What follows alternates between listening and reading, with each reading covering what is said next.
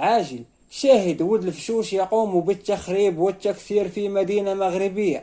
لنشاهد التفاصيل، ولكن قبل أن نبدأ اضغط إعجاب للفيديو واشترك في القناة وفعل الجرس ليصلك كل جديد. علمت مصادر مطلعة أن شابا جنح على تكسير نوافذ 4 سيارات كانت مركونة بساحة الموقف بالمدينة العتيقة لمراكش، والمواطنون ربطوا الاتصال بعناصر الدائرة الثانية للأمن الوطني والذين حلوا بعين المكان في وقت قياسي، حيث عملوا على تتبع مسار الجاني وتوقيفه بعمق أحد دروب الحي ليتم اعتقاله وإخضاعه لمسطرة تحقيقه تحت إشراف النيابة العامة المختصة. وأكدت أفراد من ساكنة الحي أن المعني بالأمر معروف بتعاطي الأقراص المهلوسة، وسبق وأن أقدم على أفعال مماثلة لتتدخل أمه في كل مرة لدى المتضررين للحصول على تنازلات والعمل على إخلاء سبيل ابنها.